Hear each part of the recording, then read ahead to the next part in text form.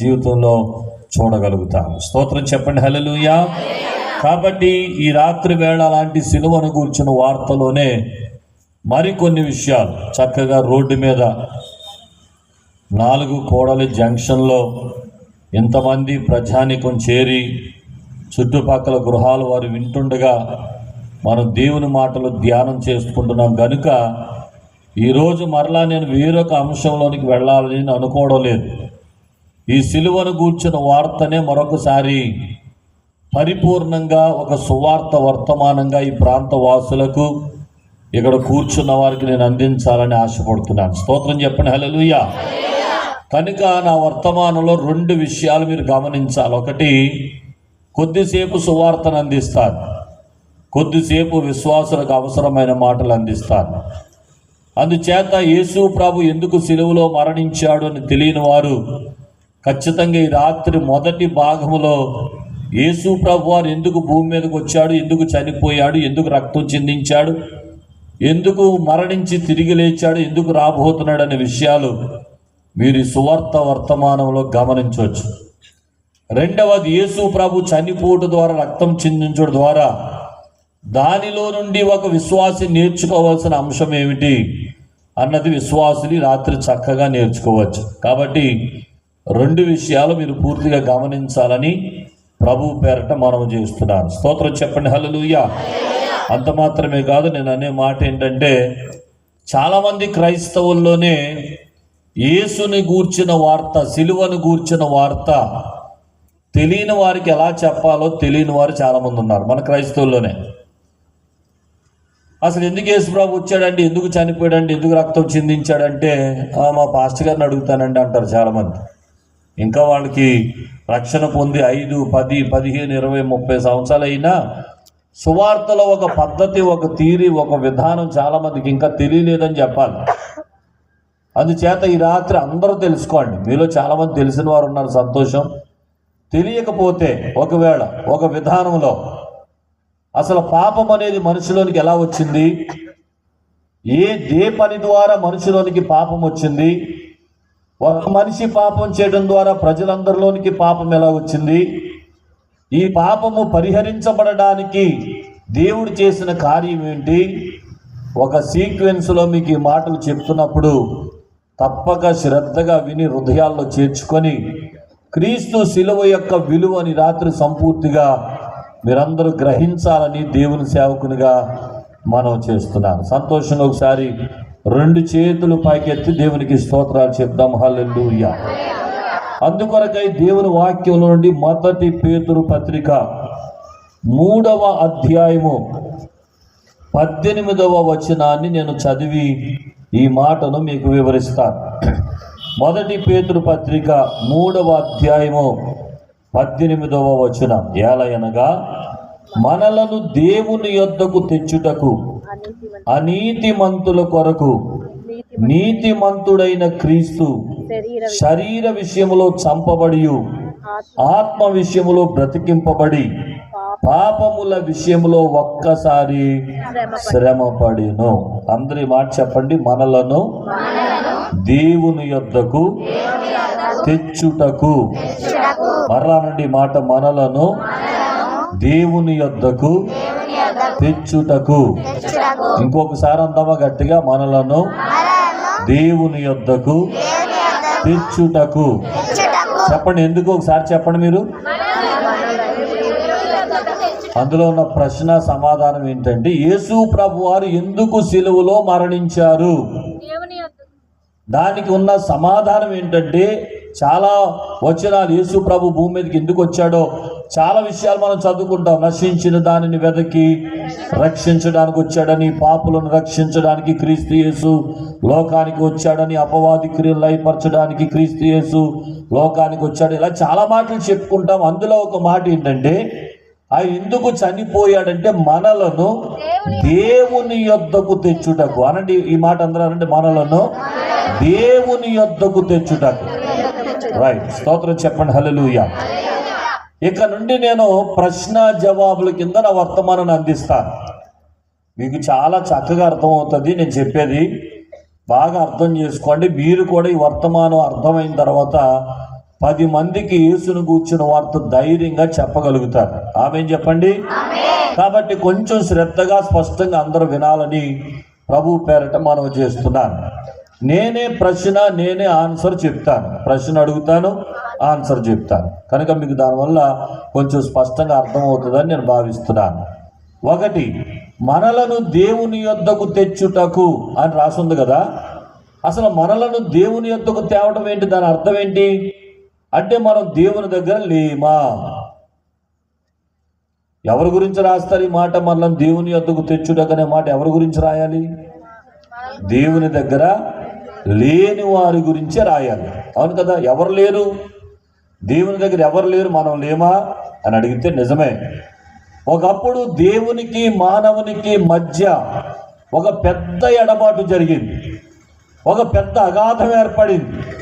ఒక మాటలో చెప్పాలంటే తాను చేతులతో తాను తయారు చేసిన మానవుని దేవుడు ప్రక్కకు గెంటి వేశాడు. తానున్న స్థలములో నుండి, తానున్న వనములో నుండి, తానున్న తోటలో నుండి అతడు బయటికి గెంటి వేయబడ్డాడు, బయటికి వెళ్ళిపోయాడు. ఆ వెళ్ళిపోవటం వల్ల జరిగింది ఏంటంటే దేవునికి మానవునికి మధ్య ఉన్న సంబంధ బాంధవ్యాలు తెగిపోయాయి. కనుక మానవుడు అలా దేవునికి దూరముగా ఉన్నప్పుడు, దేవునికి మానవునికి సంబంధం లేనప్పుడు మరలా మానవుని దేవుని యొద్దకు తెచ్చుటకు అనే మాట అన్నమాట ఈ మాటకు అర్థం. సరే, ఇక్కడ నుండి మనకు వచ్చే అనుమానాలు ఏంటంటే ఇది ఎవరి గురించి చెప్తున్నారు? నాకు అర్థమైందండి. ఆదామవ్వల గురించి మీరు చెప్పారు. అవును, ఆదామవ్వలను దేవుడు తానున్న స్థలం నుండి బయటికి గెంటి వేశాడు. ఎందుకు గెంటి వేశాడు? ఎందుకు బయటికి వెళ్ళిపోవాల్సి వచ్చింది? అంతకు ముందు వారిద్దరికి ఉన్న రిలేషన్ ఏంటి అని ఆలోచన చేస్తే, దేవుడు ఆదాము అవ్వలు సాయంకాలపు పూట చక్కగా మాట్లాడుకునేవారు. వారిద్దరి మధ్య మంచి సంభాషణ ఉండేది, మంచి స్నేహం ఉండేది. తండ్రి బిడ్డల్లాగా, స్నేహితుల్లాగా చక్కగా సాయంకాల సమయంలో మాట్లాడుకునే ఒక మంచి వాతావరణం ఉండేది. సరే, ఇంతకీ ఆ వాతావరణం ఎందుకు వచ్చింది అని అడిగితే ఒక్క మాట చెప్తాను. దేవుడు ఎంత పరిశుద్ధుడో ఆదామవ్వలు కూడా అంతే పరిశుద్ధుడు. ఇంకా మీకు అర్థంలే చెప్పాలంటే, ఆదామవ్వలు దేవునికి ఫోటోస్టాట్ కాపీలు అంటాడు. అర్థమైందా? ఇక ఆదాములో అవ్వలో కూడా పాపమేమీ లేదు. ఒక్క మాట, దేవుడు పరిశుద్ధుడే, మానవులు కూడా పరిశుద్ధులే. దానివల్ల జరిగినటువంటి లాభం ఏంటంటే, ఆయన పరిశుద్ధుడు కనుక వీరు కూడా పరిశుద్ధులు అవడం వలన వారిద్దరి మధ్య ఎలాంటి గొడవలు, గందరగోళాలు లేవు. ఒక మాట చెప్తున్నా, దేవుడు ఎవరితోనైనా మాట్లాడతాడా? దేవుడు ఎవరినైనా దర్శిస్తాడా? దేవుడు ఎవరినైనా స్పర్శిస్తాడా? దేవుడు ఎవరినైనా సంధిస్తాడా? దేవుడు ఎవరినైనా దర్శిస్తాడా అని అడిగితే, దేవుడు తప్పక మాట్లాడతాడు, దర్శిస్తాడు. తన బిడ్డలతో తన స్వరం ఇచ్చి మాట్లాడతాడు. ఎప్పుడో తెలుసా? ఆయన పరిశుద్ధుడై ఉన్నలాగున మనము కూడా పరిశుద్ధులమై ఉన్నప్పుడు. ఆమేన్. కొన్ని మాటలు ఉన్నాయి కదా బైబిల్లో, నేను పరిశుద్ధుడినై ఉండులాగున మీరును పరిశుద్ధులై ఉండుడి. పరిశుద్ధత లేకుండా ఎవడు ప్రభువుని, అంటే పరిశుద్ధత కలిగి ఉంటే ప్రభువుని చూడగలుగుతామని అర్థం. కనుక ఆదామవులు ఎందుకు చూశారంటే, వారిలో పాపం ఏమి లేదు కనుక, వారు పరిశుద్ధులు కనుక దేవునితో చక్కటి సంభాషణ పెట్టుకొని దేవునితో చక్కగా కాలం గడుపుతున్న దినాలవి. కనుక ఇప్పుడు కూడా మీకు అదే చెప్తున్నాను. ఈరోజు దేవునితో నేను మాట్లాడగలను అంటే మీరు మాట్లాడగలరు. ఎప్పుడు? హృదయ శుద్ధి గల వారు ధన్యులు, వారు మాత్రమే దేవునిని చూస్తారు. కనుక మన హృదయం యథార్థంగా ఉంటే, మన హృదయం పరిశుద్ధంగా ఉంటే, మన హృదయం దేవునికి అనుకూలంగా ఉంటే, దేవుడు నిన్ను దర్శించడానికి కానీ, దేవుడు నీ స్వరం వినడానికి కానీ, నీవు దేవునితో ముఖాముఖిగా మాట్లాడడానికి కానీ అడ్డులు ఆటంకాలంటూ ఏమీ మనకు ఉండవు. యెషయా గ్రంథకర్త ద్వారా దేవుడు ఒక మాట మాట్లాడించాడు, చూడక్కర్లేదు. రక్షింపనేరకుండునట్లు యెహోవా హస్తము, విననేరకుండునట్లు ఆయన చెవులు. అయితే మన ప్రార్థన దేవుని దగ్గరికి ఎందుకు వెళ్ళట్లేదంట? మన పాపములు దేవునికి మనకి మధ్యలో ఎలా వస్తున్నాయట? అడ్డుగా వచ్చేస్తున్నాయట. అందుకని నీ ప్రార్థన ఆలకించబడాలి, నీ స్వరం దేవునికి వినబడాలి. నువ్వు తండ్రి అని పిలిస్తే ఏంటి నా కుమారుడా, ఏంటి నా కుమార్తె అని ఆ పైనుండి ఆ స్వరాన్ని నువ్వు వినాలనుకున్నప్పుడు నువ్వు చేయాల్సిన పని ఏంటంటే మొదట నీ హృదయాన్ని శుద్ధిపరచుకోవాలి. దైవ లక్షణాలు నీలోనికి రావాలి. దేవుని పరిశుద్ధత నువ్వు కలిగి ఉండాలి. ఆ పరిశుద్ధత నీలోకి వచ్చినప్పుడు ఆ పరిశుద్ధుడైన దేవుడు నీలోకి వస్తాడు. నీ స్వరాన్ని వింటాడు, నిన్ను తాకుతాడు, నీతో మాట్లాడతాడు. అద్భుతాలు జరుగుతాయి. హల్లెలూయా, హల్లెలూయా. కొంతమంది అనుకుంటారు దేవుడు కనపడాలంటే నేను సందా ఇస్తే చాలు, నేను ఏదైనా దేవునికి మొక్కుబడి చెల్లించుకుంటే చాలు, నా అర్పణలు ఇస్తే చాలు అనుకునే వాళ్ళు చాలామంది ఉంటారు. ఇంకా కొంతమంది వెర్రవీగి గర్వంగా మాట్లాడేది ఏంటంటే అదెంత పని అండి, ₹1,00,000 పడేస్తే చాలు అంటే ₹1,00,000 పడేస్తే దేవుడు మాట్లాడేస్తాడా? కొందరు అహంభావం ఇలా ఉంటుంది. నేను బోల్డ్ డబ్బులు ఇస్తున్నాను చర్చిలో, నాకు కాకపోతే ఎవరు కనపడతాడు దేవుడు, నాతో కాకపోతే ఎవరితో ఉంటాడు దేవుడు. ఇలా వెర్రవీగే వాళ్ళు ఉంటారు. నీ డబ్బులు, నీ మొక్కుబడులు, నీ కానుకలు దేవునికి అక్కర్లేదమ్మా. దేవునికి కావలసింది నీవు ఇచ్చేవి కాదు, నువ్వు కావాలి దేవునికి. నువ్వు ఇచ్చే కానుకలు కాదు దేవునికి కావాల్సింది. ఏదో అర్పణ అర్పించేస్తే, ఏదో మొక్కుబడి చేసేస్తే దేవుడు కనబడిపోతాడని ఆలోచించే వాళ్ళు చాలా మంది ఉంటారు. ఈ మధ్య మనోళ్ళు కూడా గుడి దగ్గరికి వెళ్ళి కొబ్బరికాయలు కొడుతున్నారు. ఒక ఆయన అలాగే కొబ్బరికాయ కొట్టగానే లోపల ఉన్న తెల్ల మొక్క పగిలి మాట్లాడుతుందంటే, ఎరా పరిగమల్లుడా, నన్ను పగల కొట్టేవి ఏంట్రా, అసలు నేను ఎంత తెల్లగా ఉన్నానో చూడు లోపల. నీకు దేవుడు కనపడాలంటే నన్ను కాదురా పగల కొట్టగాల్సింది, నీ గుండెకాయ పగల కొట్టుకొని చూసుకోరా, నా లోపల ఉన్నంత తెలుపు నీ లోపల ఉందో లేదో చూసుకో అందట. నిజమే. దేవునికి కావలసింది మనం ఇచ్చే కొబ్బరికాయలు, అగరొత్తులు, అట్టిపళ్ళు, కానుకలు, అర్పణలు ఇవి కాదు దేవునికి కావలసింది. దావీదును దేవుడు నేను కోరుకున్నవాడు ఇతడే అని మాట్లాడడానికి గల కారణం ఏంటో తెలుసా? అక్కడే చెప్తాడు, మనుషులు పైరూపాన్ని చూస్తారు, నేనైతే హృదయాన్ని లక్ష్య పెడతాను. కనుక అతని హృదయం దేవునికి ఇంపైనదిగా కనబడింది కనుక దావీదును దేవుడు కోరుకున్నాడు. ఒక గొర్రెలు కాసుకునే వ్యక్తిని రాజుగా మార్చేశాడు. ఈ రోజు నీకు దీవెన కావాలంటే, ఆశీర్వాదం కావాలంటే దేవుడు నీ స్వరం వింటాడు, నీతో మాట్లాడతాడు, నిన్ను దర్శిస్తాడు, నీ జీవితంలో అద్భుతాలు చేస్తాడు. అయితే నీ దగ్గర నుండి ఆయన ఎక్స్పెక్ట్ చేస్తున్నది ఏంటంటే నీ వెండి బంగారము, నీ ఆస్తి పాస్తులు, నీ ఐశ్వర్యం, నీవిచ్చే కానుకలు, అర్పణలు, నీవిచ్చే పళ్ళు పలహారాలు ఆయన కోరుకోవడం లేదు. కానీ ఆయన ఎంత పరిశుద్ధుడో నీవు కూడా అంత పరిశుద్ధంగా ఉండాలని మాత్రం దేవుడు కోరుకుంటున్నాడు. స్తోత్రం కలుగును గాక. సరే, ఆదాములు అంత పరిశుద్ధులు కనుక వీళ్ళిద్దరూ సాయంత్రం అయినప్పుడు చక్కగా మాట్లాడుకునేవారు, ఏ అడ్డు లేదు.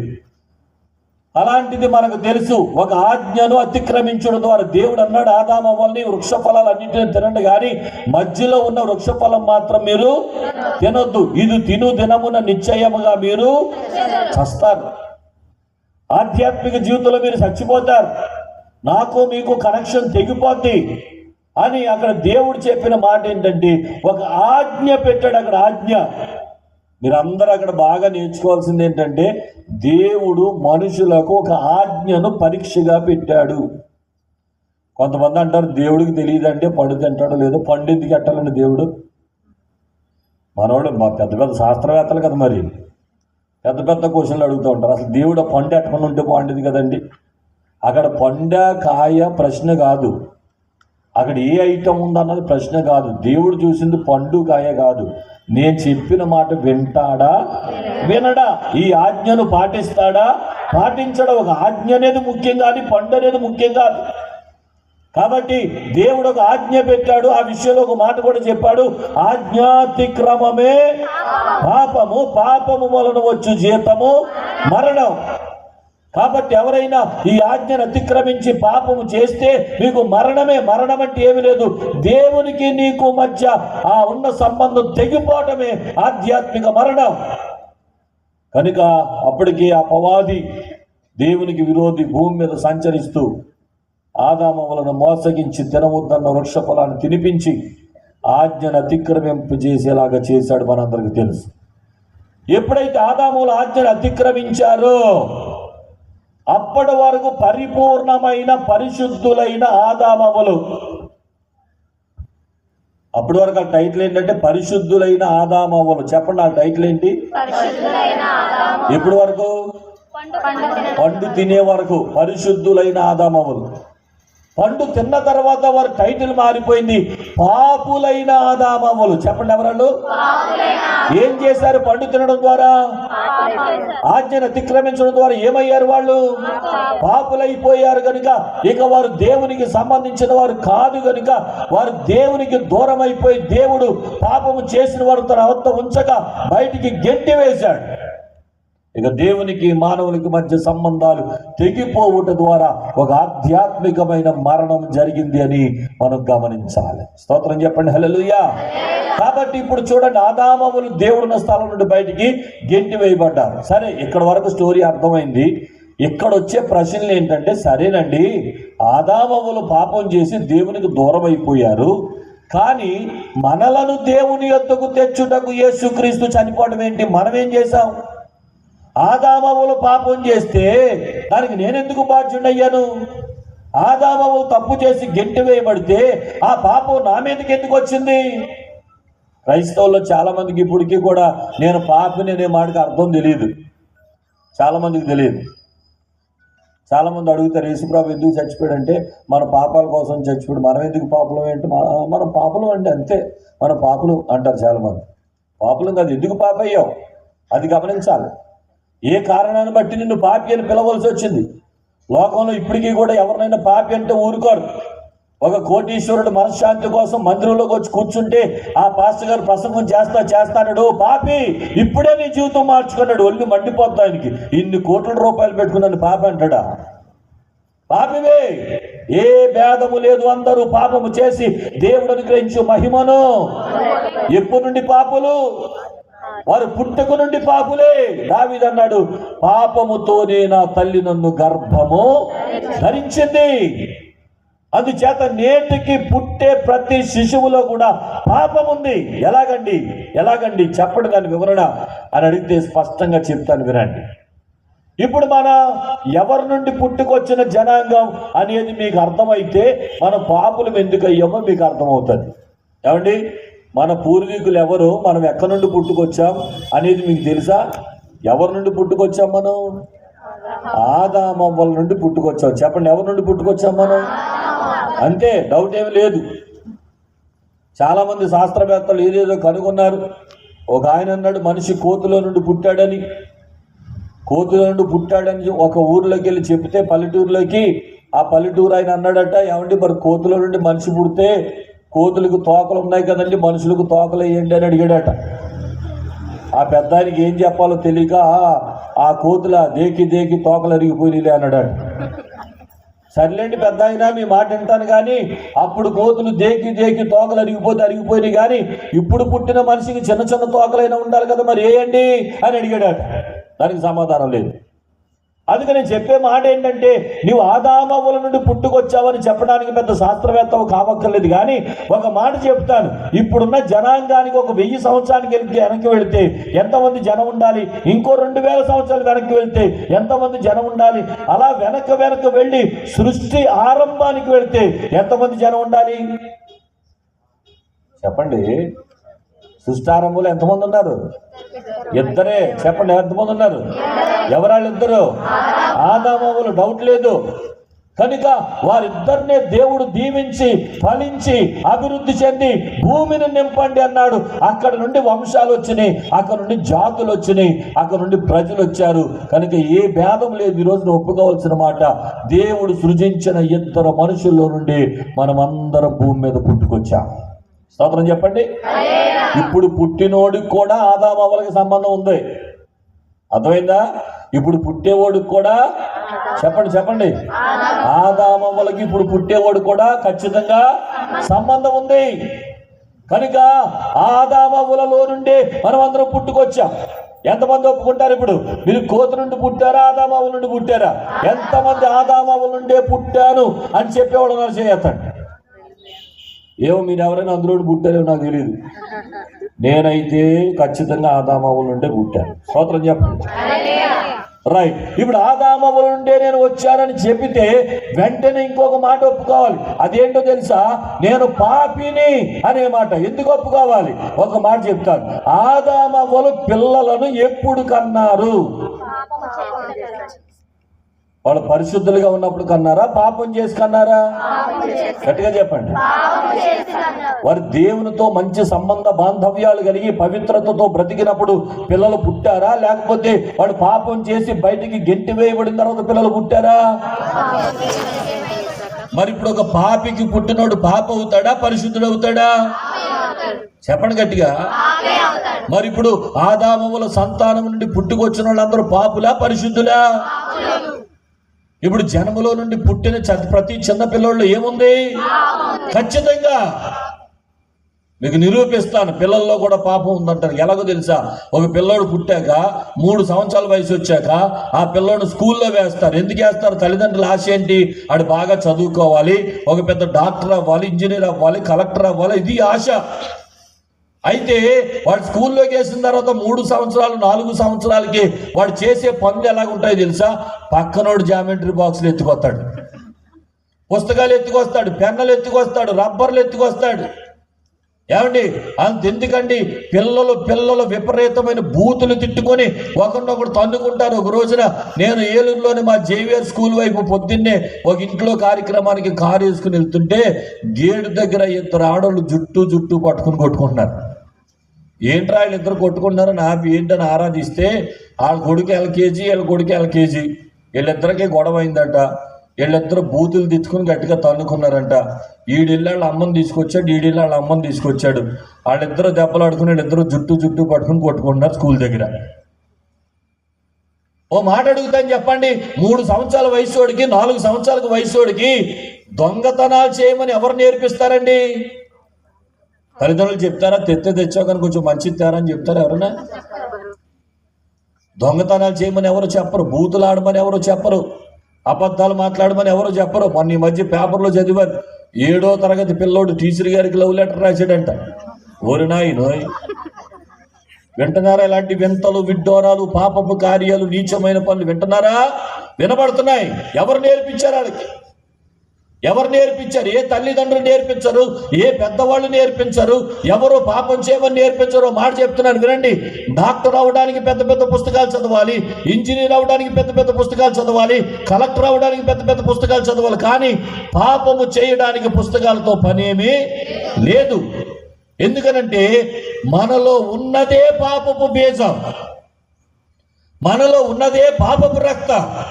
నువ్వు ఆదామవ్వల్లో నుండి పుట్టుకొచ్చిన వ్యక్తివి కనుక నీకెవరూ నేర్పించని అవసరం లేకుండానే ఆదామవ్వల బీజం నీలో ఉంది కనుక చిన్ననాటి నుండి నీ ఆలోచనలు, నీ తలంపులు, నీ ఉద్దేశాల్లో పాపం అక్కడి నుండే బయటకు వచ్చేస్తుంది.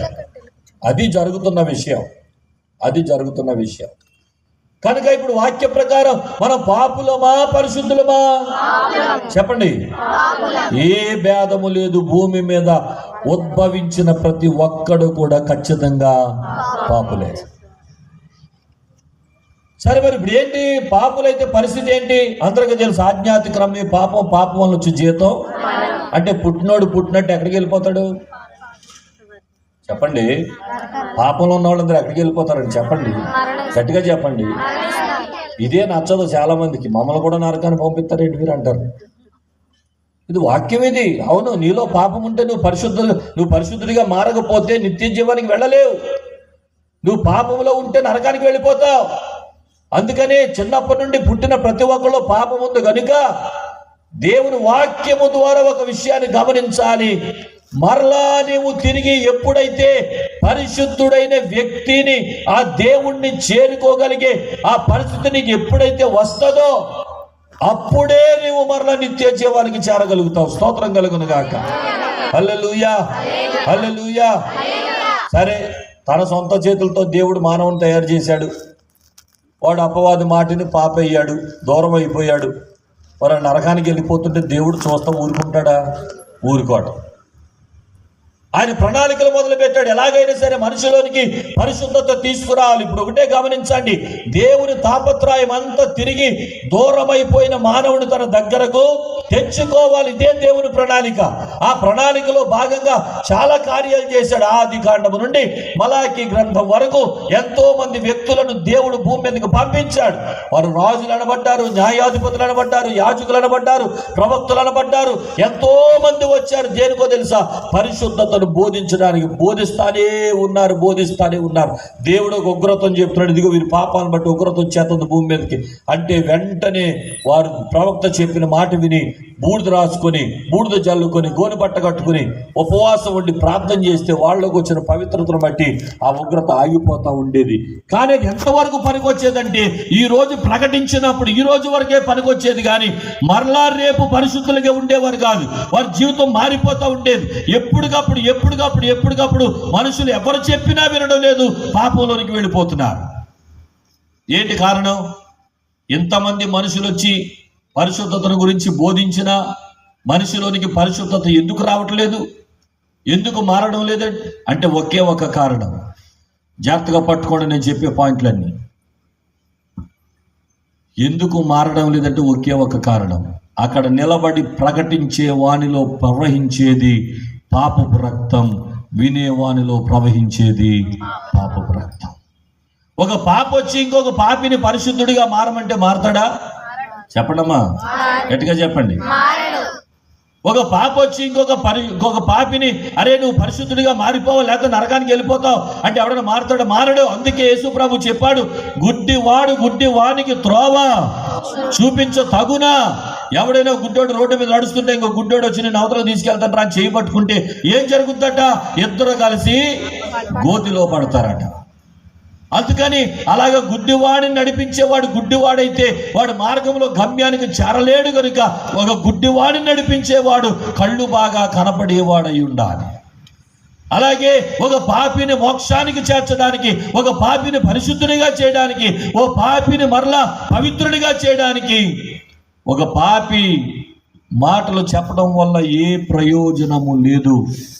అయితే మరలా ఒక పరిశుద్ధుడు వస్తేనే ఈ పాపులందరూ పరిశుద్ధులుగా మార్చబడతారు. స్తోత్రం కలుగును గాక. చెప్పండి హల్లెలూయా. గట్టిగా చెప్పండి హల్లెలూయా. అందుకని ప్రవక్తలు వచ్చినా, రాజులు వచ్చినా, యాజకులు వచ్చినా ఏం జరుగుతుందంటే అందరూ పాపులే. చెప్పేవాడు పాపే, వినేవాడు పాపే, మారడం లేదు. అందుకని దైవ సంకల్పంలో మరొక భాగం, మొట్టమొదట ఆదామును తయారు చేసినప్పుడు ఆ నాసికారంధ్రంలో జీవవాయువు రూది ఎలా పరిశుద్ధుడిగా ఆయన భూమి మీదకి ఉద్భవింపజేశాడో అలాగే ఒక కన్యకను ఎన్నుకొని, కన్యకను ఎందుకు ఎన్నుకున్నారు అక్కడ? మరలా ఒక భార్యాభర్తల సంపర్కంలో పుడితే మళ్ళీ ఎవరు పుడతారు? పాపి పుడతాడు. ఈసారి పాపి పుట్టకూడదు, పరిశుద్ధుడు పుట్టాలి.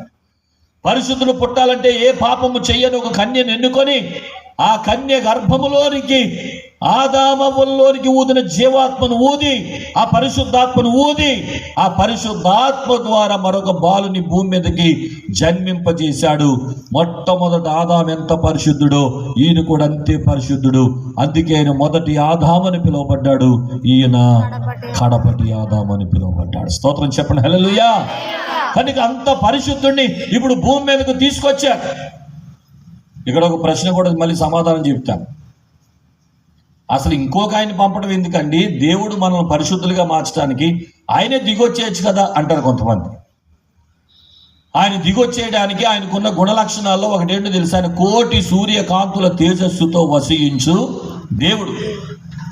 మనం మిట్ట మధ్యాహ్నం 1 గంటకి ఒక సూర్యకాంతిని పైకెత్తి 2 నిమిషాలు చూడలేము, 1 నిమిషం చాలు కళ్ళు పేలిపోతాయి.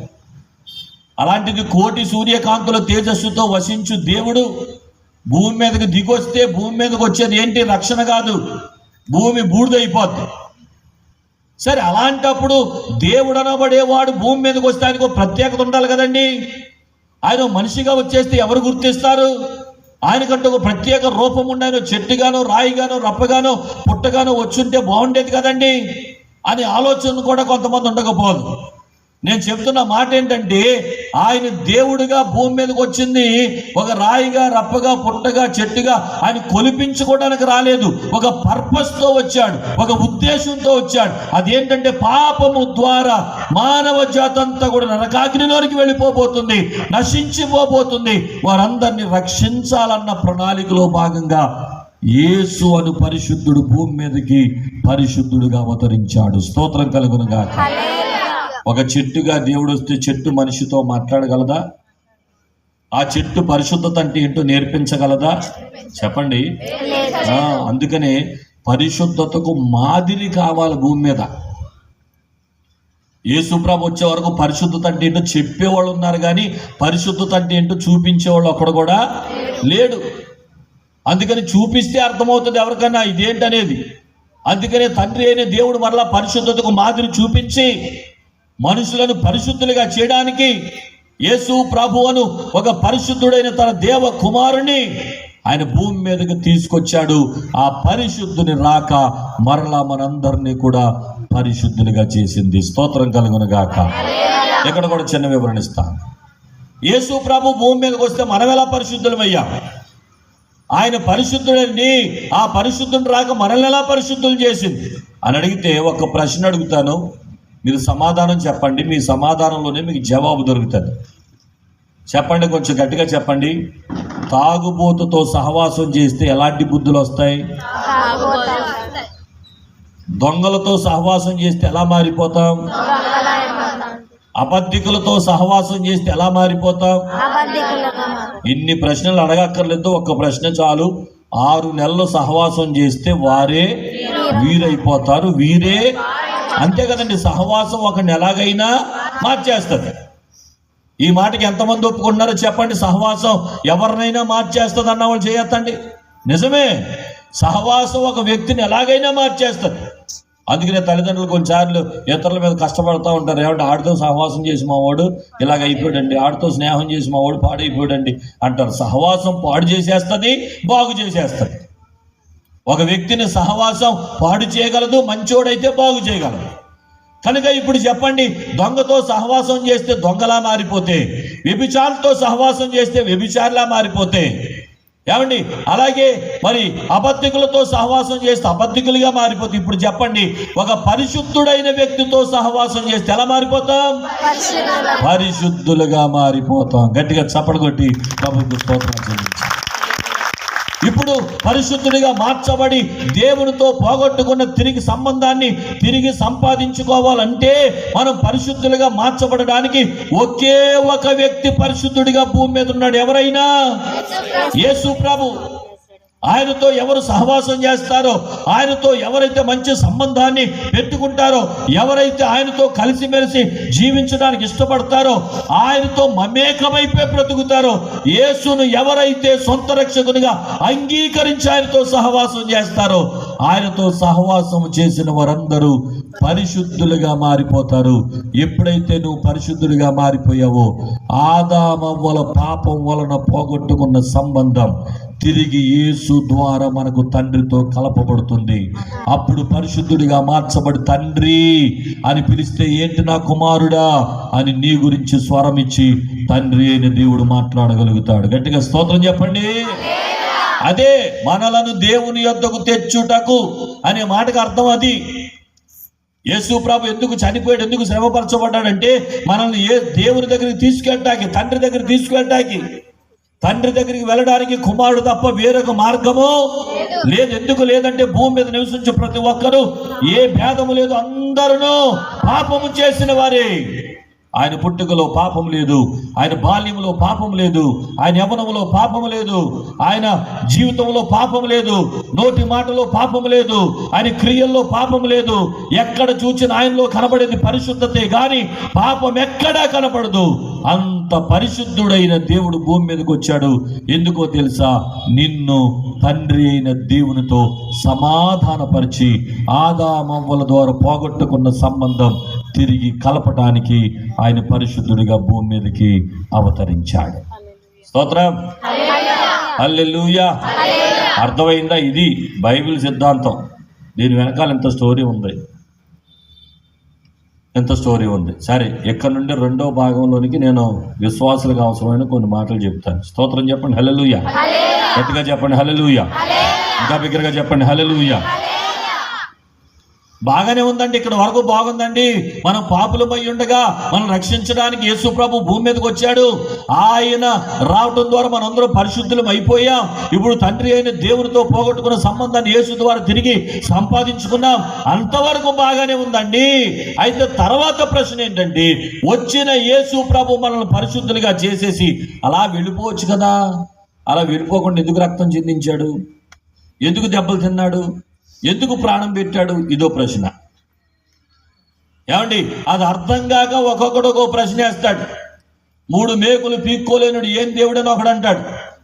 ఏమండి, ఇంకా రకరకాల మాటలు మాట్లాడే వాళ్ళు చాలా మంది ఉన్నారు. అర్థం కాక, అర్థమైతే ఆ ప్రణాళిక అర్థమైతే ఎవరు అలా మాట్లాడరు. స్తోత్రం చెప్పండి, హల్లెలూయా. యేసు ప్రభు తను తాను రక్షించుకోలేని వాడు కాదు. దూతల సైన్యాలు ఉన్నాయి ఆయనకి. ఏమండి, ఒక్కసారి తన సైన్యానికి చెబితే అంత మటుమాయమైపోద్ది అక్కడ ప్రక్కన. అలాంటి పరిస్థితి. తండ్రితో మంచి సంబంధం ఉన్నవాడు. అలాంటి దేవుడు తను తాను రక్షించుకోలేక కాదు, ఆయన భూమి మీదకి పంపించబడిందే ఒక పర్పస్తో పంపించబడ్డాడు, ఒక ఉద్దేశంతో పంపించబడ్డాడు. ఆదామవులు చేసిన పాపం వలన తండ్రి అయిన దేవునికి దూరం అయిపోయిన మనం తిరిగి తండ్రి అయిన దేవునితో సంబంధం కలపడానికి యేసు ప్రభు పరిశుద్ధుడిగా వచ్చి ఆయనతో సహవాసం చేయడం ద్వారా మనందరినీ తండ్రి అయిన దేవునితో కలిపాడు. మనమందరినీ పరిశుద్ధులుగా మార్చాడు. స్తోత్రం. అయితే సిలువలో మరణించడానికి గల కారణం ఏంటంటే, యేసు ప్రభు వచ్చిన దేవుడు వచ్చినట్టు అలా వెళ్ళిపోయాడు అనుకోండి, వెంటనే మరలా మనతో సహవాసం చేయడానికి కింద ఇంకొక రెడీగా ఉంటాడు. ఎవడాడు? సైతాన్. యేసు ప్రభు తన క్రియల ద్వారా తన మాటల ద్వారా మనం పరిశుద్ధులుగా మార్చినా మరలా వెంటనే మాయ మాటలు, మరలా వెంటనే నిన్ను పాపంలో పడవేసే సహవాసం, సైతానుగాడు ఒక్కడే ఉంటే మళ్ళా నిన్ను చెడగొట్టేస్తాడు. అందుచేత తండ్రి అయిన దేవుని ఆలోచన, కుమారుడైన దేవుని ఆలోచన ఏంటో తెలుసా? వీరి ఆలోచన మట్టుకు మార్చి వారిని సహవాసం ద్వారా పరిశుద్ధులుగా చేయడం కాదు, వారి బీజములోనే పాపం ఉంది. చెప్పండి, ఎక్కడుందో పాపం? మన రక్తములోనే పాపం ఉంది. చెప్పండి, ఎక్కడుందో పాపం? అవునా? ఎవరి రక్త సంబంధులు మనం? ఆదామవుల రక్త సంబంధులు. అయితే మనలో ప్రవహించేది ఏ రక్తం? పాపపు రక్తం. కనుక ఇప్పుడు తండ్రి అయిన దేవుని ప్రణాళిక ఏంటంటే, యేసుక్రీస్తు ద్వారా నీ రక్తాన్ని కూడా మార్చేసి ఆదామవుల రక్త సంబంధి అనే పేరు కొట్టేసి యేసు రక్త సంబంధిగా చెయ్యాలని తండ్రి యొక్క అభిలాష. స్తోత్రం కలుగును గాక. ఎలా ఇది అంటే ఒకే ఒక్క మాట చెప్పాడు. ఎవడైనా తమ పాపములను గమనించినప్పుడు, ఆదామవుల పాపములు గమనించినప్పుడు, ఇదిగో వదకు తేబడిన గొర్రె పిల్ల అయిన యేసు దగ్గరికి వెళ్ళి మీ అతిక్రమములు మీ పాపములు ఒప్పుకుంటే చాలు. ఇప్పుడు దేవుడైన యెహోవా లేదా తండ్రి అయిన దేవుడు అక్కడ పెట్టిన ఒక గొప్ప కార్యం ఏంటంటే, ఒక వధ, ఒక అర్పణ, ఒక బలియాగం. ఎందుకు పెట్టాడు? ఈ మాట కూడా చెప్తాను. పాత నిబంధన కాలంలో ఎవరైనా పాపము చేస్తే పాపము కొట్టివేయబడడానికి వారు చేసే పనులు ఏంటంటే బలులు అర్పించేవాడు. అవును కదండి? కోడెలను గొవ్వలను వాటి రక్తాన్ని అర్పించేవాడు. అయితే ఓ మాట, ఈరోజు పాపం చేసి ఈరోజు ఒక బలి అర్పిస్తే అది ఎంతవరకు పనిచేసేదంటే అది ఈ రోజు వరకే పనిచేసేది. మళ్ళా రేపు పాపం చేస్తే రేపు ఇంకో జంతువుని బలి ఇవ్వాలి. ఎల్లుండి పాపం చేస్తే ఎల్లుండి ఇంకో జంతువుని బలి ఇవ్వాలి. దేవుడు ఆలోచించాడు ఒక మాట, అరే ఎన్ని రోజులు పాపం చేస్తారు, ఎన్ని జంతువులు బలి ఇచ్చేస్తారా వీళ్ళు? ఓ మాట వినండి. అయినా దేవుని ఆలోచనలో ఒక చక్కటి కార్యం ఏంటంటే, మనుషులు పాపం చేయటం ఏంటి, జంతువులు బలి ఇవ్వటం ఏంటి? ఏమండి, మనుషుల రక్తానికి జంతువుల రక్తానికి సూట్ అవుతుందా? చెప్పండి గట్టిగా. ఇప్పుడు మనకు సంబంధించిన వాళ్ళు ఎవరో హాస్పిటల్లో సీరియస్గా ఉన్నారు, డాక్టర్ గారు వెళ్ళి అర్జెంటుగా రక్తం పట్టురామన్నారు. ఏ రక్తం పట్టుకెళ్తాం? మనిషి రక్తమైనా గేడు దగ్గర కుక్కో గేదెతో కనపడుతుందని దాన్ని వేసుకెళ్ళిపోతామా? పట్టుకెళ్ళకూడదు. కుక్కతో గేదెతో రక్తం తీసుకెళ్తే ఆడు మనిషిలాగా మాట్లాడతాం మానేసి కుక్కలాగా గేదెలాగా అరుస్తాడు. మనిషి రక్తానికి జంతువుల రక్తం పనికొచ్చేవి కాదు. సరే, అలాంటప్పుడు మనిషి రక్తానికి మనిషినే బలివ్వాలి అని అనుకున్నప్పుడు యేసు ప్రభుని ఎందుకు బలివ్వాలి? మనం ఇంతమంది ఉన్నాం కదా, ఎవరినో ఒకరు తీసుకెళ్ళి బలివ్వచ్చు కదా. అంటే మనిషి రక్తాన్ని తీసుకురమ్మన్న డాక్టర్ గారు మాట చెప్తారు, మీరు బ్లడ్ తెచ్చేటప్పుడు బ్లడ్ టెస్ట్ చేయించి తీసుకురండి అని. ఎందుకని? ఆ రక్తంలో ఇతరమైన తప్పులు, దోషాలు, ఏదైనా జబ్బులు ఉంటాయేమో అని. అలాగే మనం ఎవరో ఒకరు పనికిరాం. ఎందుకో తెలుసా? మనలో ప్రవహించేది పాపపు రక్తం. ఒక పాపపు రక్తం ఇంకొక పాపపు రక్తాన్ని పరిశుద్ధంగా మార్చలేదు కనుక భూమి మీద ఒక పరిశుద్ధ రక్తము చిందించబడాల్సి వచ్చినప్పుడు భూలోకమంతా వెతికితే ఒకే ఒక పరిశుద్ధుడున్నాడు, ఆయనే ప్రభువైన యేసు. స్తోత్రం చెప్పండి, హల్లెలూయా. ఆయనను వదకు తేబడిన గొర్రె పిల్లవలే మనందరి నిమిత్తమై సిలువలో వ్రేలాడదీసి ఆయన రక్తమును చిందించడం ద్వారా సర్వలోక పాప పరిహారార్థమై ఒక్కసారి ఆయన ద్వారా గొప్ప బలియాగం జరిగింది. ఆ బలియాగం సమస్త మనుషులను ఆయన రక్త సంబంధులుగా మార్చింది. గట్టిగా చప్పటి కొట్టి ఒకసారి స్తోత్రం చెప్పండి, హల్లెలూయా. స్తోత్రం చెప్పండి, హల్లెలూయా. ఇప్పుడు ఎలాగా ఒక వ్యక్తి యేసు రక్త సంబంధిగా మార్చబడటం ఎలా? రైట్, యేసు ప్రభు నీ కొరకు రక్తం చిందించాడు, అక్కడితో నువ్వు రక్త సంబంధం అయిపోవడమేనా? నువ్వు రక్త సంబంధం అవ్వడానికి ఏదన్నా ఒక పని చెయ్యాలా? అనితో ఒక పని చెయ్యాలి. అదేంటో తెలుసా? 1 యోహాను 1:9 ప్రకారం మనము మన పాపములను ఒప్పుకొనిన ఎడల దేవుడు నమ్మదగిన వాడు, నీతిమంతుడు కనుక మన పాపములను క్షమించి సమస్త దుర్నీతి నుండి మనలను పవిత్రం చేస్తాడు. ఓకే, ఒకసారి చెయ్యెత్తి స్తోత్రం చెప్పండి. ఇప్పుడు మన రక్తం యేసు రక్తంగా మార్చబడడానికి ఒకే ఒక ప్రణాళిక. మొదట మనం పాపి అని గ్రహించాలి. చెప్పండి, ఏం చేయాలి? మొదట మనం నువ్వు తప్పు చేసినా చెయ్యకపోయినా ఆదామవ్వలను బట్టి నీలో ప్రవహించేది పాపపు రక్తమే గనుక నువ్వు ఖచ్చితంగా ఒక పాపివే. అది గ్రహించాలి మొదట. అది గ్రహించి ఏ రోజైతే ఆ పాప పరిహారార్థమై సిలువలో నీ కొరకు యాగం జరిగిందని నీకు తెలిసిందో, ఆ సిలువలో నీ కొరకు ప్రాణం పెట్టిన యేసు వైపు నీ మనసు త్రిప్పి, ఒకప్పుడు ఇది నిజమా, ఇది తినమని నువ్వు దేవతలాగా మారిపోతావని మాట విని వాళ్ళు మనసును అటువైపు త్రిప్పి పాపం చేసి ఏ రీతిగా అపవిత్రతను సంపాదించుకున్నారో, ఇప్పుడు పవిత్రుడైన యేసు నీ కొరకు సిలువలో వేలాడుతుండగా ఈ పాపములో నుండి నీ మనసు అటువైపు త్రిప్పి, సిలువ వైపు త్రిప్పి నీ ఆలోచన మార్చుకొని నీ దృష్టి అంతా దేవుని మీద కేంద్రీకృతం చేసి ఆ పరిశుద్ధ రక్తము చిందిస్తున్న యేసు వైపు తిరిగి, ప్రభు నేను పాపినయ్యా, నన్ను క్షమించండి, నాలో ప్రవహిస్తున్నది పాపపు రక్తం, నాలో ఉన్నది పాపపు బీజం, నేను కలిగి ఉన్నది పాపపు రక్తం, నన్ను క్షమించండి ప్రభు అని యేసు రక్తములో నీవు నీ అతిక్రమాలు ఒప్పుకొని మార్కు 16:16 ప్రకారం నమ్మి బాప్తిస్మము పొందువాడు రక్షించబడతాడు. గట్టిగా చప్పట్లు కొట్టి ప్రభువుకు స్తోత్రం. అర్థమైందా? ఇప్పుడు నీ మనసునాడు తిప్పి నేను పాపినను ఒప్పుకుంటే చాలు అనండి. ఒప్పుకుంటే చాలు అనండి. కొంచెం గట్టిగానండి. యేసు రక్త సంబంధిగా మార్చబడడానికి పెద్ద పెద్ద ఏమి చెప్పలేదు దేవుడు. అక్కడికి ఎక్కువ, ఇక్కడికి ఎక్కువ, అక్కడ మునుగు, ఇక్కడ మునుగు, ఆ కొండ ఈ కొండ ఎక్కువ ఏం చెప్పలేదు దేవుడు. ఒకే చిన్న ఫార్ములా చెప్పాడు, ఒప్పుకో అనండి. మాట కొంచెం గట్టిగానండి. ఏమని ఒప్పుకోవాలి? నేను పాపిని, ఆదామవ్వల దగ్గర నుండి నాలో ప్రవహిస్తున్నది పాపపు రక్తం, అప్పటి నుండి నాలో ఉన్నది పాపపు బీజం కనుక ఈరోజు నేను సిలువ వైపు తిరుగుతున్నాను, యేసు వైపు తిరుగుతున్నాను, యేసు వైపు నా దృష్టి పెట్టాను. దేవానను క్షమించు అని అడగగలిగితే నీలో ఉన్న పాపపు బీజము తొలగించి నీవు రక్షించబడి బాప్తిసం పొందడం ద్వారా ఆయన క్రీస్తు యేసు రక్త సంబంధిగా నిన్ను మార్చేస్తాడు. గట్టిగా స్తోత్రం చెప్పండి, హల్లెలూయా. ఇదేదో చాలా సిల్లీగా ఉందండి, ఒప్పుకుంటేనే పాపం క్షమించబడటం ఏంటి అనుకుంటున్నారా? అవును, దీనికి కూడా చిన్న ఉదాహరణ చెప్తాను. ఒప్పుకుంటే పాపాలు క్షమించబడతాయి. ఉదాహరణకి మన గుండెల నిండా బాధ ఉందనుకోండి, మనం ఏం చేస్తాం? మనకు బాగా తెలిసిన మంచి స్నేహితులు ఎవరైనా ఉంటే వెళ్ళి బాధ తాళ్ళతో చెప్పుకుంటాం. చెప్పుకుంటే ఏమవుద్ది? బాధ తగ్గుద్దని మనం అనుకుంటాం, కానీ ఆడు ఏం చేస్తాడు? ఊరంతా కాల్చేస్తాడు. మనుషులతో చెప్పుకుంటే ఇలాగే ఉంటుంది. నీ భావనది ఒకరితో, ఒక వ్యక్తితో, స్నేహితుడితో, బంధువుతో, మన తోబుట్టువుతో, రక్త సంబంధితో బాధ చెప్పుకుంటే తగ్గుతుందనే ఫీలింగ్ నీకు ఉంది కదా, నిజమే, అది కూడా వాస్తవమే. ఎప్పుడైతే మన అతిక్రమం ఒప్పుకుంటామో, చిన్న స్టోరీ చెప్తా. ఒక ఇంట్లో 2 పిల్లలు ఉన్నారు. ఆ తల్లిదండ్రులకి ఒక అక్క, తమ్ముడు.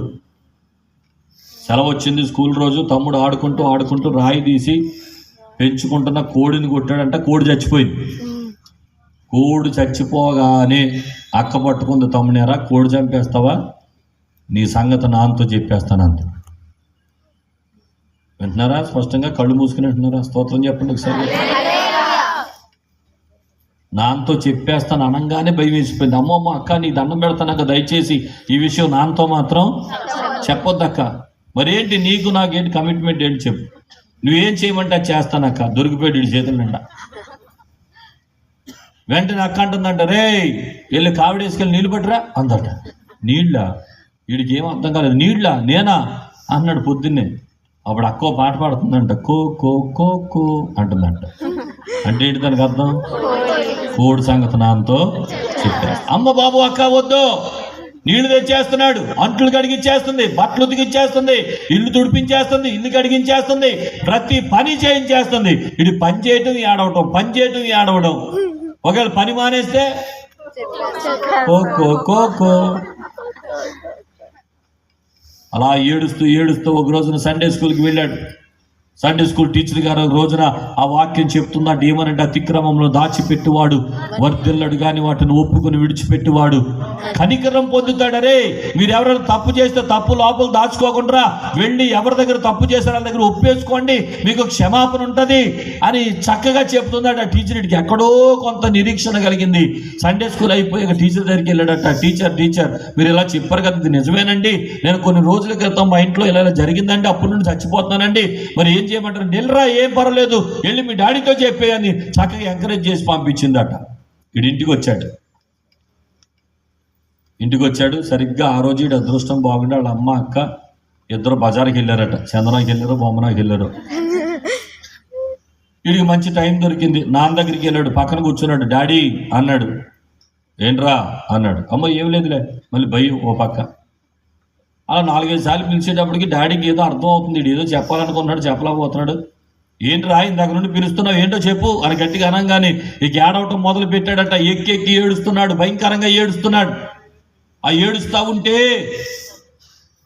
తండ్రి దగ్గరికి లాక్కున్నాడు. ఏంటన్నా, ఏం జరిగిందిరా, ఎందుకు ఏడుస్తున్నారా, ఏం జరిగిందిరా అని గట్టిగా చేరదీసి అడుగుతుంటే చెప్పడం మొదలు పెట్టాడట. ఏం లేదు నాన్న, కొన్ని రోజుల క్రితం ఆడుకుంటూ కోడిని కొట్టాను, ఆ కోడి చచ్చిపోయింది, ఆ కోడి సంగతి ఏమో తెలియదు, కానీ అప్పుడు నేను అక్క చేతిలో చచ్చాను డాడీ అని మొత్తానికి స్టోరీ చెప్పుకున్నాడు. వెంటనే డాడీ అన్నాడంటే, మరి ఇది ఏదో అప్పుడే చెప్పొచ్చు కదరా, అప్పుడు చెప్తే కోడిని వెతకకుండా ఉండేవాళ్ళం కదా, ఇంకో కోడి కొనుక్కుందాం కదా. సర్లే నాన్న, ఇంకెలాంటి పనులు ఎప్పుడు చేయొద్దు, అలా ఏడవద్దు, వెళ్ళు బయటికి వెళ్ళి ఆడుకో అని ₹1 చేతిలో పెట్టి పంపించాడట. స్తోత్రం చెప్పండి. ఇప్పుడు మనోడు గేటు దగ్గర నుంచుని ఆ ₹1 ఎగరేసుకుంటూ చూస్తున్నాడు. ఎవరి కోసం? అక్క కోసం. అక్క అమ్మ మొత్తానికి ఆ బట్టలు ఊపుకుంటా చందనాకి బొమ్మలోకి వెళ్ళి బట్టలు ఊపుకుంటా వస్తా చెప్పేస్తుందంట. కరే తమ్ముడు వెళ్ళి నీళ్ళు పట్టుకొచ్చాయి అందట. వీడు అంటున్నాడట, నీళ్ళ అన్నాడు. ఫస్ట్ రోజుకి వచ్చేసాడు. మళ్ళీ పాట పాడుతుందంట, కో కో కో కో అన్నాడట. ఇంకొకసారి ఆ మాట అన్నావా గొంతు కోసేస్తాను జాగ్రత్త అన్నాడట. ఎంత కోపం వచ్చేసింది చూసారు వీడికి. ఇదివరకున్న భయం ఉందా ఇప్పుడు వీడికి? ఎందుకని లేదు? పాపం క్షమించబడింది. చెప్పండి, ఎందుకని లేదు? ఎందుకు క్షమించబడింది? ఒప్పుకొనుడు ద్వారా. చెప్పండి మాట, ఎందుకు క్షమించబడింది? అవును, ఇది చిన్న విషయమే, కానీ తండ్రి అయిన దేవుడు ఈ విషయమే చెప్పండి. అరే బాబు, నీ మనసు మార్చుకొని, నీ ఆలోచన త్రిప్పుకొని, నీ కాన్సన్ట్రేషన్ అంతా ఒక్కసారి సిలువలో నీ కొరకు రక్తం చిందించిన యేసు వైపు పెట్టి, ఈ ప్రతి దోషము ప్రతి పాపం దగ్గర ఒప్పుకొని, ఇక మీద నేను పాపం చేయను సమర్పించుకొని, ఎప్పుడైతే అలా ఒప్పుకుంటావో, నమ్మి బాప్తిసం పొంది నువ్వు రక్షణ పొందు. ఇక నుండి నువ్వు పిలువబడేది ఆదాముల రక్త సంబంధివి కాదు, నువ్వు యేసు రక్త సంబంధిగా మారిపోతావు. గట్టిగా స్తోత్రం. హల్లెలూయా. అది సంగతి. ఇప్పుడు మనందరం ఎవరు రక్త సంబంధులు? గట్టిగా. ఇంకా ఎవరైనా ఆదామవుల రక్త సంబంధులు ఇక్కడ ఉన్నారేమో గుర్తు తెచ్చుకోండి.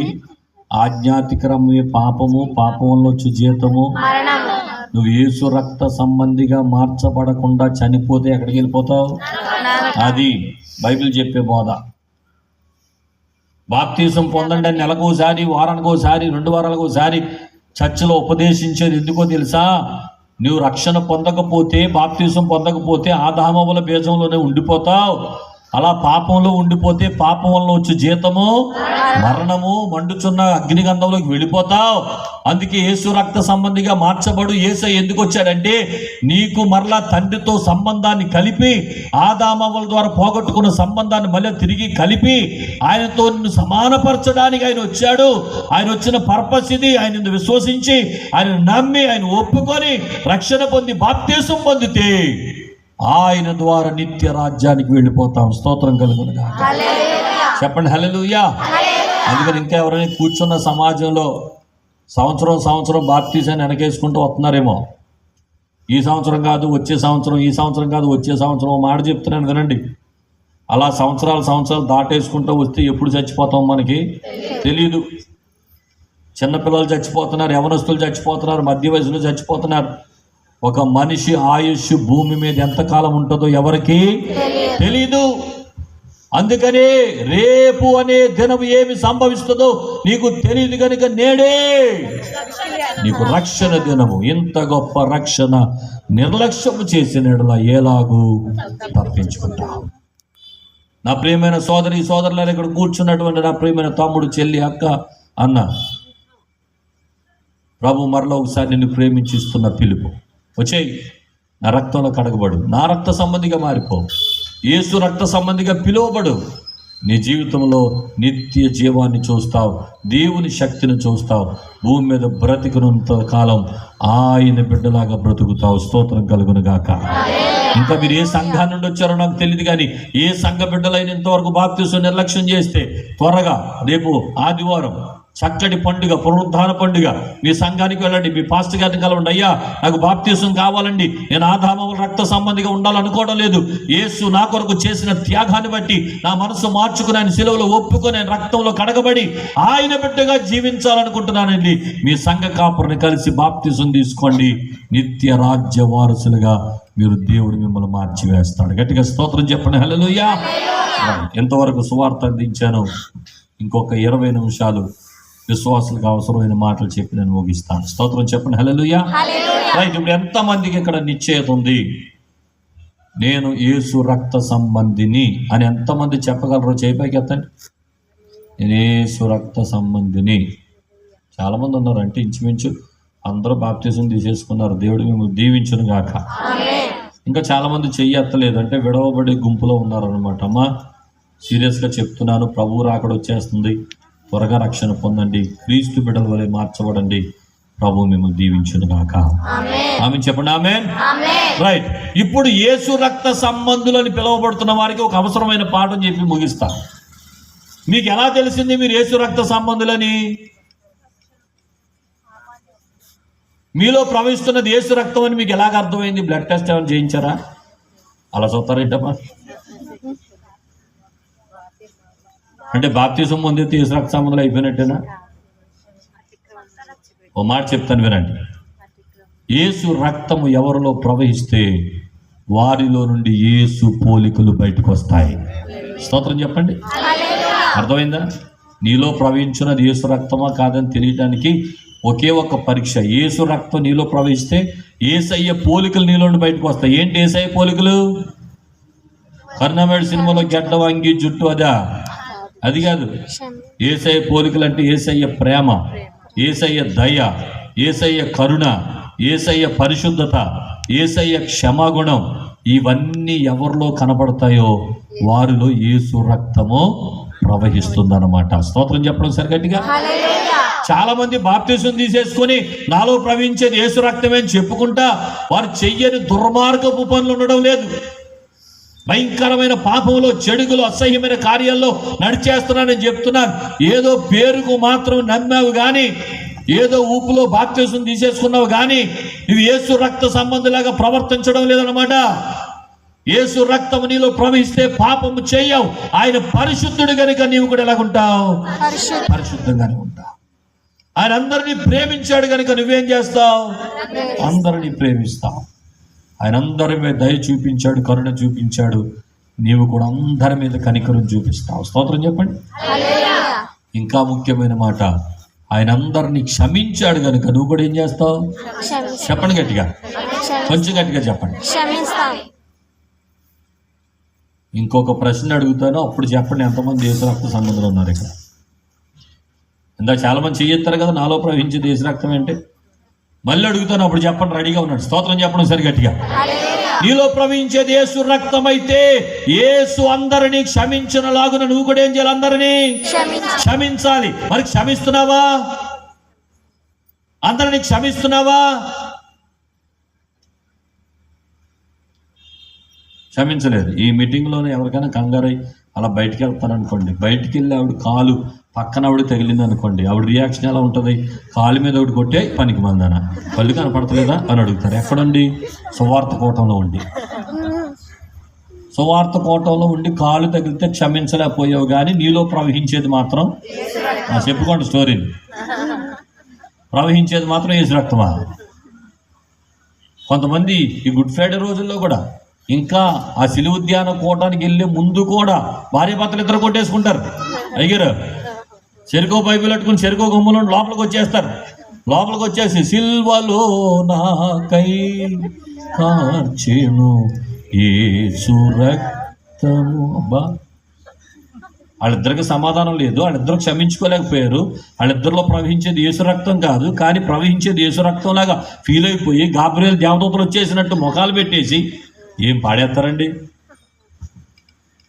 నీలో యేసు పోలికలు లేకపోతే, యేసు లక్షణాలు లేకపోతే, యేసులాగా జీవించలేకపోతే నీలో ప్రవహించేది యేసు రక్తము కానే, నువ్వు యేసు రక్త సంబంధివి కానే కాదు. అందరిని క్షమించారు, అందరిని క్షమించారు. ఎంత పెద్ద తప్పు చేసినా క్షమించారు. అది క్రైస్తవుల జీవితం, అది క్రైస్తవ జీవితం. ఎలాగ ఊరుకుంటామండి? సీము నెత్తురు ఉన్నవాడు ఎవడన్నా ఊరుకుంటాడా? సీము నెత్తురు ఉన్నవాడు ఊరుకుంటాడు, కానీ నీ నెత్తురు నీది కాదు, నీ నెత్తురు యేసు నెత్తురు. స్తోత్రం కలుగును గాక. యేసు రక్తం నీలో ప్రవహిస్తే మనుషుల్లాగా ఆలోచించకూడదు. యేసు ప్రభు అందుకనే ఒక మాదిరి చూపించాడు. ఆయనను సిలువకు మోసుకు వెళ్ళిపోతున్న దినాల్లో కొరడాలతో కొడుతున్నారు, వస్త్రాలు చింపివేశారు, గడ్డము పెరికి వేస్తున్నారు, ఆయన జుట్టు పెరికి వేస్తున్నారు, పిడిగుద్దులు గుద్దుతున్నారు, సిలువ మీద కొలుగుతో కొండ మీద ఈడ్చుకు వెళ్ళిపోతున్నారు. ఆయన కాళ్ళకు చేతులకు మేకులు కొట్టారు, పక్కలో బళ్ళెపు పోటీ పొడిచారు, తలకి ముళ్ళ కిరీటం పెట్టారు. అంత సిలువ శ్రమలో కూడా ఆయన సిలువలో వేలాడుతూ పలికిన మొదటి మాట, తండ్రి వీరేమి చేయుచున్నారో వీరెరుగరు కనుక వీరిని క్షమించు. అది మాదిరి అంటే, అది మాదిరి అంటే. చిన్న చిన్న గొడవలకి కోపం తెచ్చేసి గొడవలు ఎట్టేసుకోకూడదు, క్షమించేయాలి. నీలో యేసు రక్తం ప్రవహిస్తుంటే అందరినీ క్షమించేయాలి. స్తోత్రం చెప్పండి. 2000 సంవత్సరంలో ఒరిస్సా రాష్ట్రంలో గ్రహం స్టెయిన్ చిత్ర పిల్లల్ని జీపులో పెట్రోల్ పోసి అతి దారుణంగా కాల్చి చంపేస్తే, ఆ చంపినోడు దారా సింగ్ అనేవాడు దొరికితే గ్రహం స్టెయిన్స్ గారి యొక్క భార్య గ్లాడీస్ అమ్మగారు బయటకు వచ్చి ఆయన చూడాలని చూసి ఓ మాట చెప్పిందంట. అందరూ అనుకున్నారు అమ్మగారి దగ్గరికి వెళ్ళి పేకనొక్కేద్దేమో అనుకున్నారు. ఒకే మాట అన్నట్టు, అమ్మ నేను కూడా ఒకప్పుడు పాపినరా నాయన, నా పాపాన్ని వేసే క్షమించేశాడు, నిన్ను కూడా నేను క్షమించేస్తున్నానని చెప్పిందట. చప్పలు కొట్టాలనిపించలేదా? ఆమెలో ప్రవహించేదే రక్తం. భర్తని ఇద్దరు పిల్లలను కాల్చి చంపేస్తే క్షమించేస్తుంది, క్షమిస్తుంది. ఎందుకని ఆమెలో ప్రవహించేది ఆమె రక్తం కాదు, ఆమెలో ప్రవహించేది యేసు రక్తం. యేసు రక్తం నీలో ప్రవహిస్తుంటే క్షమించకుండా ఉండలేవు. ఎన్నగాక మొన్న మన ఆంధ్ర రాష్ట్రంలో జరిగిన ఒక భయంకరమైన సంఘటన మనందరికీ తెలుసు. ఏమంటే ఒక భయంకరమైన మరణంలో ప్రవీణ్ పగడాల గారు చనిపోతే అందరూ కోపోద్రేకాల చేత ఎవరిష్టం వచ్చినట్టు వారు మాట్లాడుతున్న తరుణంలో వారి భార్య బయటకు వచ్చి సమాధి దగ్గర నిలబడి ఏం మాట్లాడింది? నా భర్త ఎవరి మీద రివెంజ్ తీర్చుకోలేదు, అందరినీ క్షమించేశాడు, నేను కూడా అందరినీ క్షమించేస్తున్నాను, మీరు కూడా అందరినీ క్షమించేయండి. అది క్రీస్తు రక్తము కలిగిన వారు అంతగా క్షమించగలుగుతారు. చప్పటి కొట్టి ప్రభువుని స్తుతించండి. మరైతే గొడవ చేయొద్దంటారా సార్? వద్దండి, ఏం చేయక్కర్లా. క్రైస్తవులు దేనికి గొడవ చేయక్కర్లా. నిరాహార దీక్షలు, రాస్తారాకులు, ర్యాలీలు.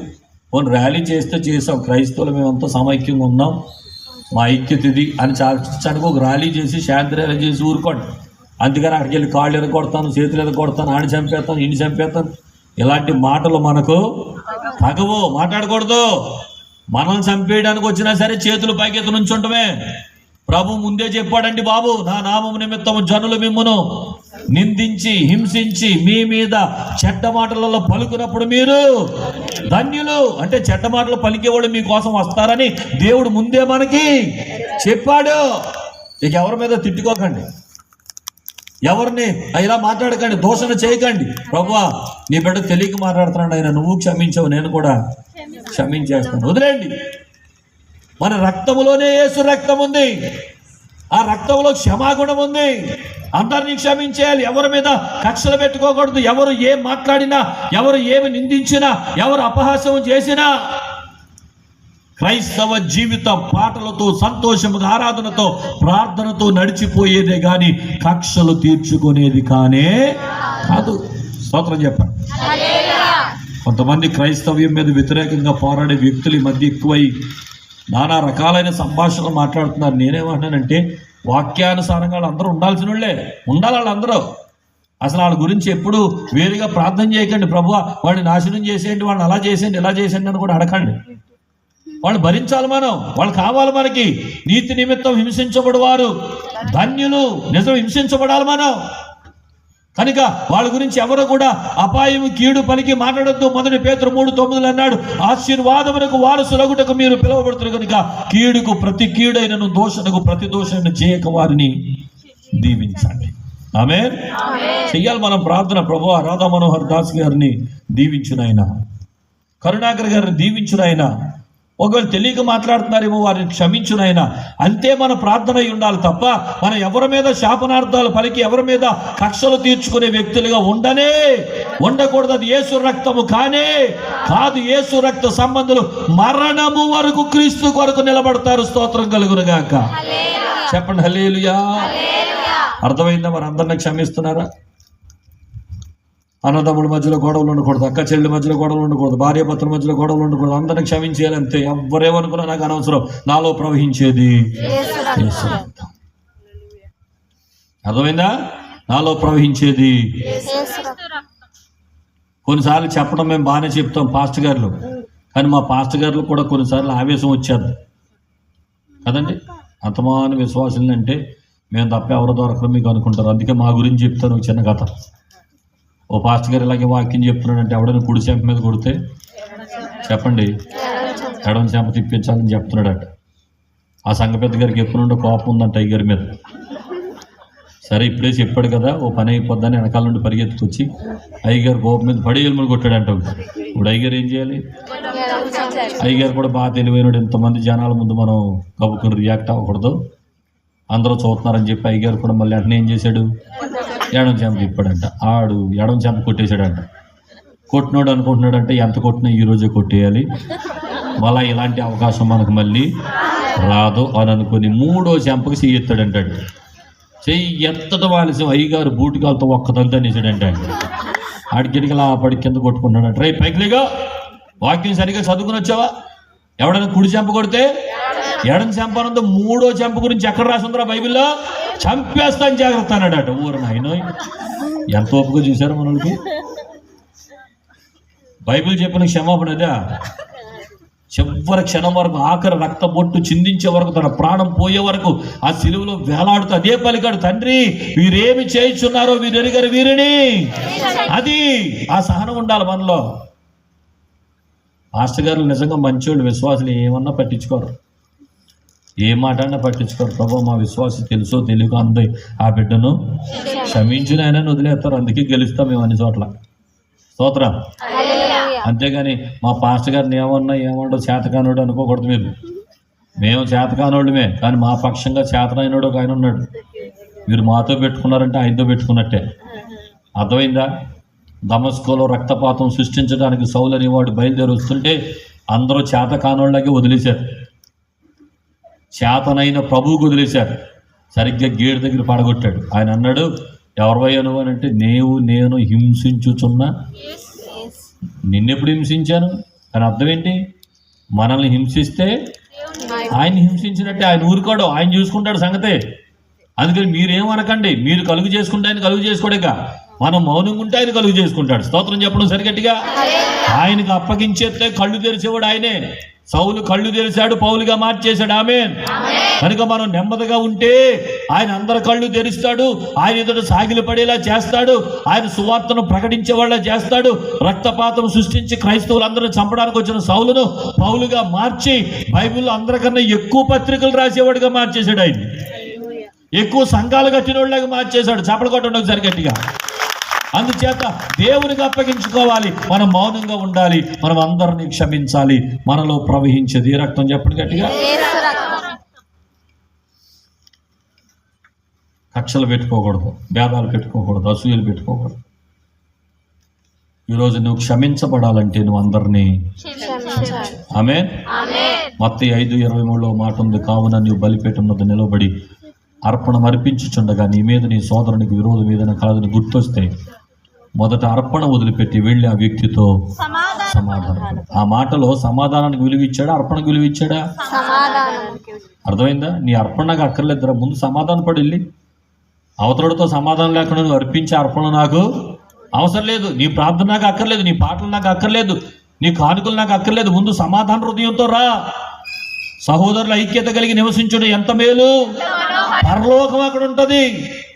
ఇతరులతో సమాధానం లేకుండా ఓ కానుకలు పట్టి రావద్దు నా దగ్గరికి, అది దేవుడు చెప్తున్న మాట మత్తయి 5:23. అందుకని ముందు సమాధానం పడిపో. ఎవరినైనా సరే 2 అక్షరాలతో కలిపేసుకోవచ్చండి.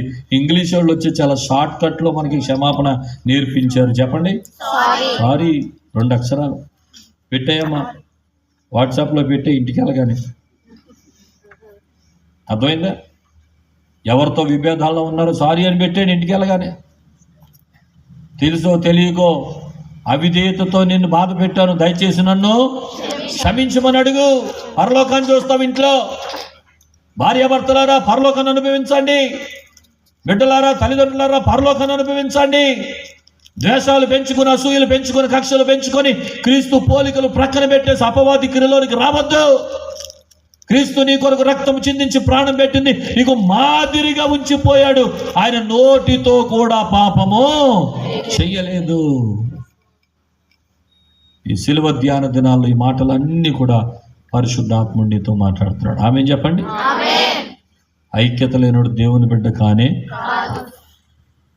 క్రైస్తవులు అందరితో ఐక్యత ఉండాలి. చెప్పండి, అందరితో అనండి మాట.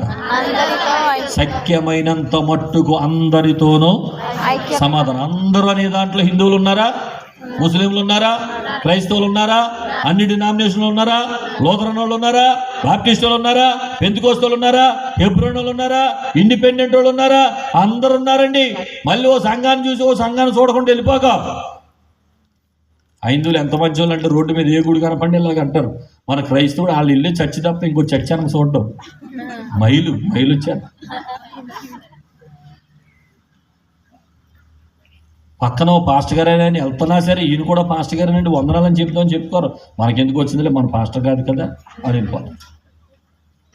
అందరితోనూ అనండి మాట. అందరితో సమాధానం అనండి. మీ ఇంటి ప్రక్కన ఉన్న అన్ని మతాల వారితో మీరు సమాధానంగా ఉండాలి. ఆమేన్ చెప్పండి. అందరిని ప్రేమించాలి. ఆమేన్ చెప్పండి.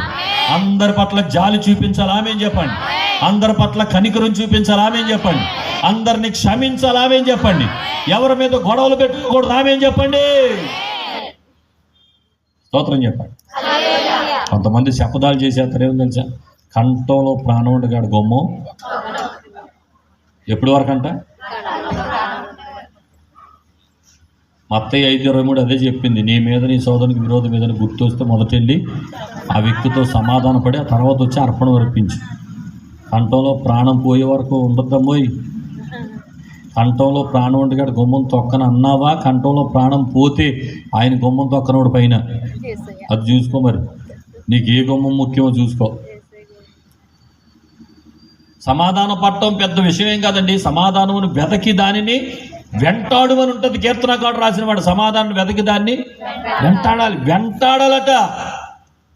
నాబాలు తప్పు చేస్తే దావీదు 400 మందిని పనుల్ని వేసుకుని వచ్చేస్తుంటే, మరణం అనేది ఆ నాబాలు ఇంటికి చుట్టుకుని ఉంటే, వివేకం కలిగిన నాబాలు భార్య అబీగయీలు కొన్ని సరుకులు పట్టుకుని, సామాను పట్టుకుని, పదార్థాలు పట్టుకుని ఎదురెళ్ళిపోయి దావీదుకు సాష్టాంగ నమస్కారం చేసి, అయ్యా ఈ తప్పు చేసింది నా భర్త కాదు, నేనే అనుకో, దయచేసి క్షమాపణ కావాలి నాకని చెప్పి సమాధానాన్ని వెతకి వెంటాడింది.